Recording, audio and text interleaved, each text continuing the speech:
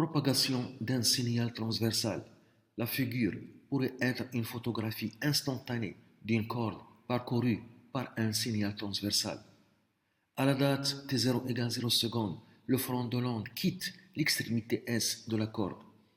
La photographie est prise à la date t égale 0,7 secondes après le début de l'émission. 1. Déterminer la célérité et la durée de l'émission.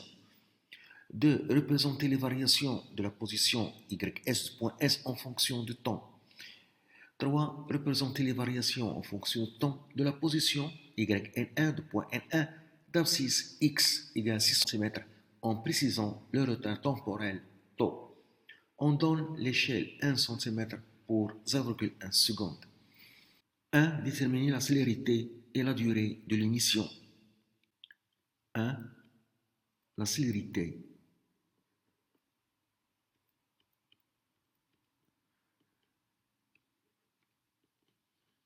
Et la durée de la perturbation, c'est la durée de l'émission.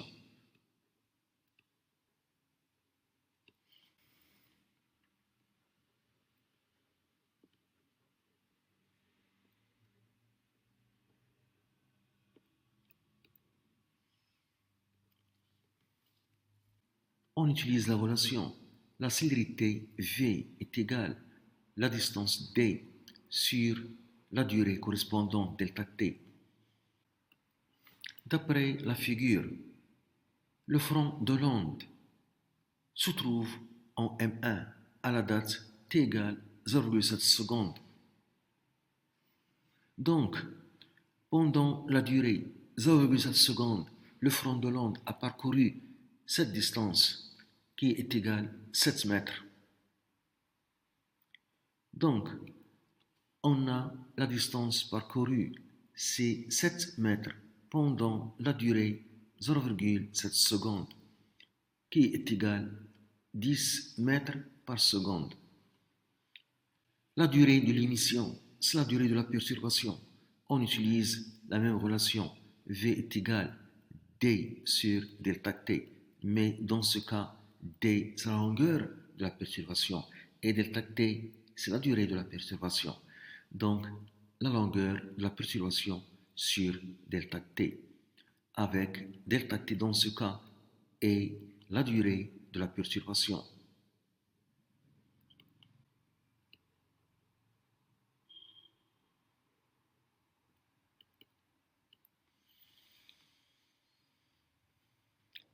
Donc, delta T est égal à la longueur de la perturbation sur la vitesse V. La longueur de la perturbation, c'est de P1 à M1, c'est 3 mètres. Donc, est égal à 3 mètres sur la vitesse qui est égale à 10 mètres par seconde. On trouve 0,3 secondes. 2. Représenter les variations de la position YS du point S en fonction du temps. Donc, de la courbe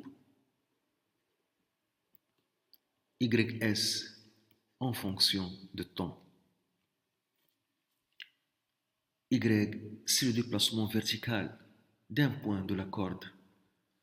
Pour le point S, à la date t égale à 0, le front de l'onde est en S. À la date t0 est égal à 0 secondes, le front de l'onde est en S. D'après les données, à la date t égale 0,7 secondes, la crête se trouve en un point N1 d'abscisse 6 mètres.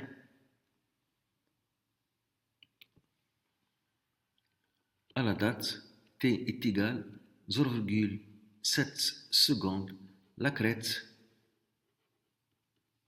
est en N1 qui a pour abscisse x est égal à 6 mètres.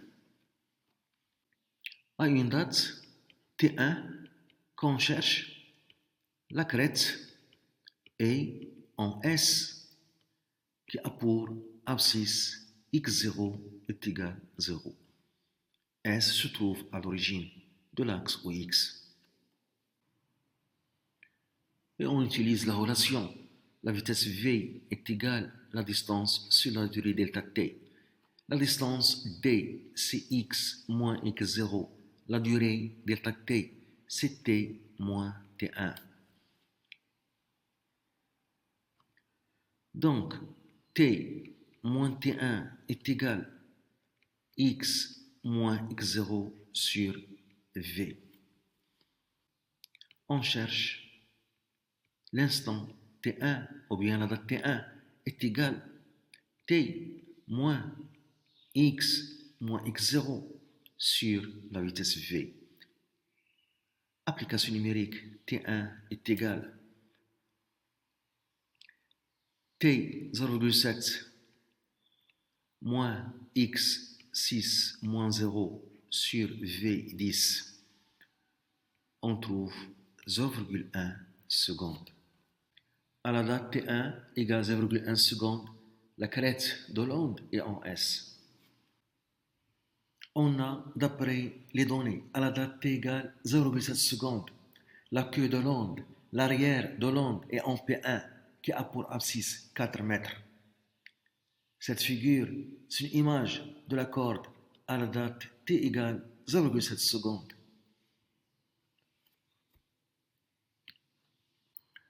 À la date t égale 0,7 secondes, la queue de l'onde est en P1 qui a pour abscisse x est égal à 4 mètres.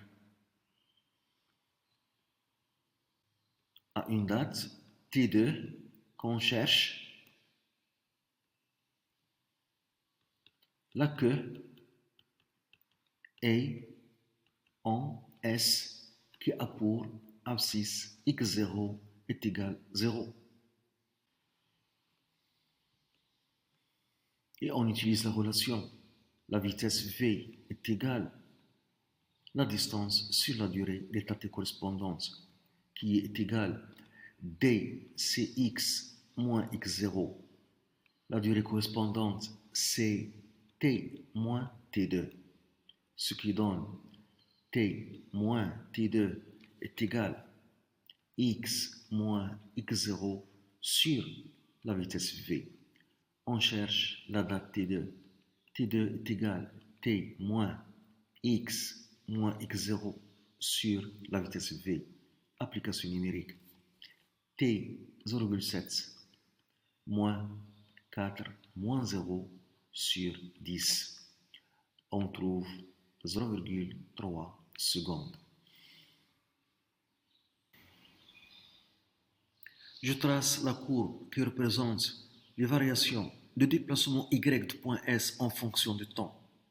À la date t égale à 0, S se trouve au front de l'onde et le front de l'onde a pour déplacement y 0. Donc on a ce point à la date t égale à 0.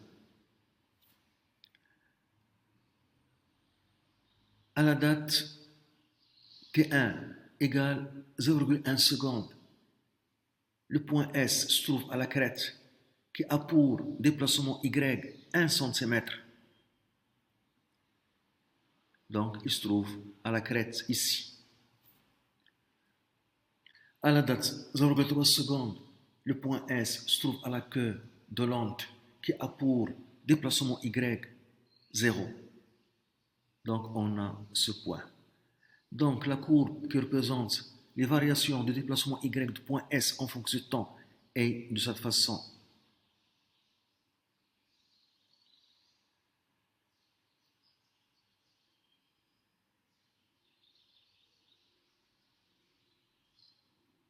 C'est la courbe qui représente les variations de déplacement y du point S en fonction de temps. 3. Représente les variations en fonction de temps de la position yn1 du point n1 d'abscisse x égale 6 mètres en précisant le retard temporel τ. Donc 3, la courbe y du point N1 en fonction de temps.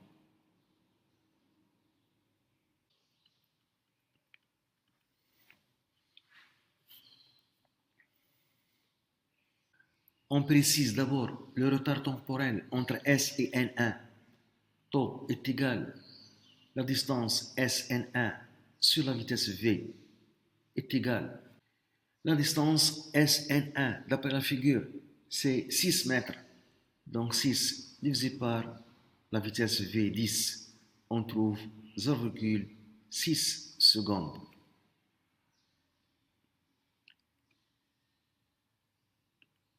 On a d'après les données, à la date t égale 0,7 secondes, le point N1 se trouve à la crête. Donc on a d'abord à la date t est égal à 0,7 secondes.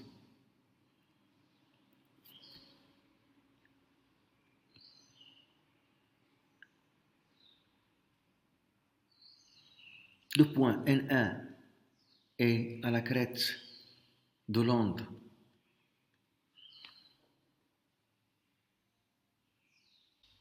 On a aussi, d'après les données, à la date T0 est égal à 0. Le front de l'onde est en S, qui a pour abscisse x0 est égal à 0. Le point S se trouve à l'origine de l'axe OX. À une date, T est égal à T0 plus tau, qui est égal à 0 plus 0,6, ce qui donne 0,6 secondes. Le front est en N1, car tau est le retard temporel entre S et N1. Le front de l'onde est en N1. On a, à la date T2 est égal à 0,3 secondes. La queue de l'onde, l'arrière de l'onde est en S.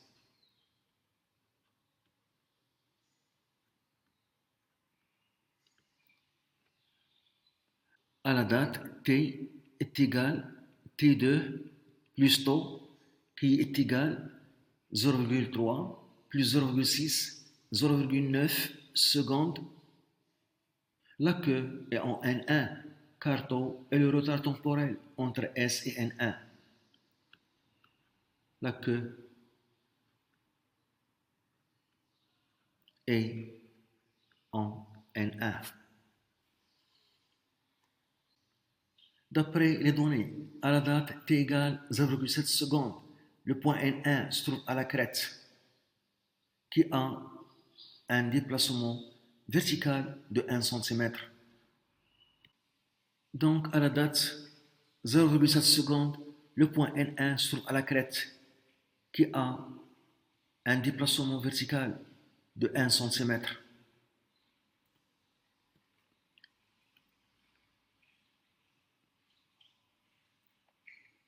À la date t égale 0,6 secondes, le front de l'onde est en N1 et le front a pour Y 0.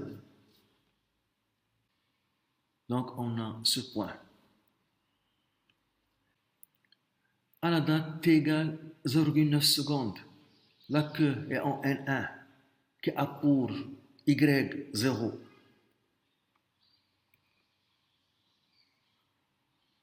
Donc on a ce point. Donc la courbe qui représente les variations de déplacement Y de point N1 en fonction du temps est de cette façon. Commence à la date t égale 0,6 secondes et termine à la date 0,9 secondes.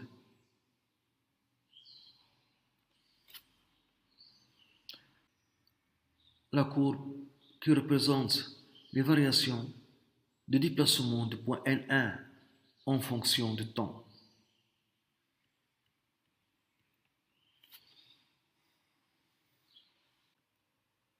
On remarque que pour obtenir la courbe qui représente les variations de déplacement de point N1 en fonction du temps, il suffit de translater la courbe qui représente les variations de déplacement de point S en fonction du temps de taux